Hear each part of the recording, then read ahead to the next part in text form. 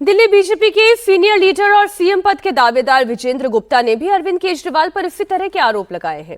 उन्होंने अपने पुराने वीडियोस को शेयर करते हुए लिखा है कि जैसे जैसे अरविंद केजरीवाल की सच्चाई सामने आ रही थी, उन्हें रोकने के लिए आम आदमी पार्टी ने दिल्ली सरकार के आधिकारिक यूट्यूब चैनल से वीडियो को हटा दिया।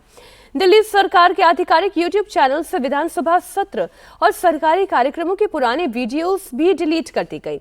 अरविंद केजरीवाल ने अपनी नाकामियों को छिपाने की तमाम नाकाम कोशिश की है। जो केजरीवाल पारदर्शिता की बात करते थे, वही आज अपने झूठ और नाकामी के पोल को खुलने के डर से सरकारी डिजिटल दस्तावेज मिटा रहे हैं।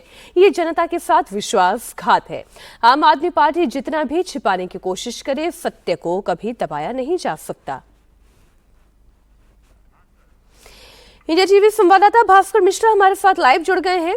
भास्कर, अगर आप देखें तो चाहे वो अमेरिका के राष्ट्रपति ही क्यों ना हो, उनका एक्स हैंडल नहीं चेंज हो जाता है। यहाँ दिल्ली के पूर्व मुख्यमंत्री अपना हैंडल चेंज करके खुद उसे ओन कर ले रहे हैं, बल्कि जो सीएम का हैंडल है वो सीएम का होता है। और देखिए, ये गलती तो आम आदमी पार्टी से हुई है और उसको मानना पड़ेगा। वजह यह है कि बेशक आपने अकाउंट क्रिएट किया हो, लेकिन वो सीएमओ का अकाउंट था, वो चीफ मिनिस्टर्स के ऑफिस का अकाउंट था। आपको अगर उसको नहीं रखना था, क्योंकि वो आपके द्वारा क्रिएट किया गया था, तो आप उसको डिसमेंटल कर सकते थे, हटा सकते थे। लेकिन ऐसा नहीं हो सकता है कि उसमें जो फॉलोअर्स हैं वो उसको आप अपने हिसाब से कर लेंगे, वो आपका पर्सनल अकाउंट हो जाएगा। और इसी को लेकर भारतीय जनता पार्टी ने आपत्ति दर्ज की है।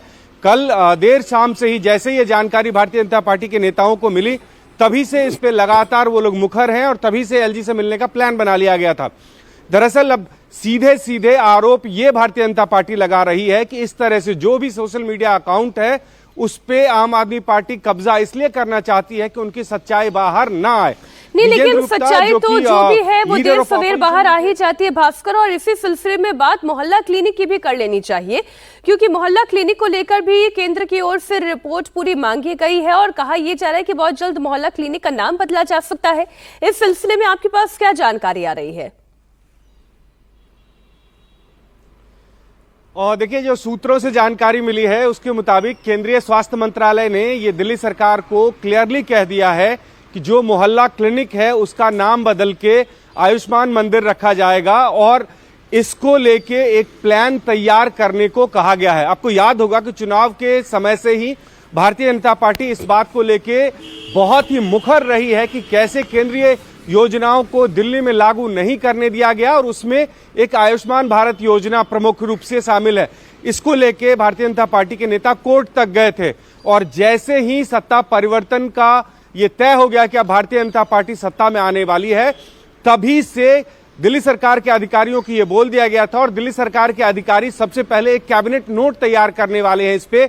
और ये मान के चलें कि जो पहले कैबिनेट की बैठक होगी उसमें एक तरह से ये फैसला ले लिया जाएगा कि आयुष्मान योजना जो है उसको दिल्ली में भी लागू करना है और इसके साथ साथ जो मोहल्ला क्लिनिक है उसकी स्थिति क्या है उसका आकलन किया जाएगा और उसका नाम बदला जाएगा। ये लगभग तय हो चुका है। आधिकारिक रूप से जानकारी दिल्ली सरकार के पहले कैबिनेट में बाहर आ जाएगी।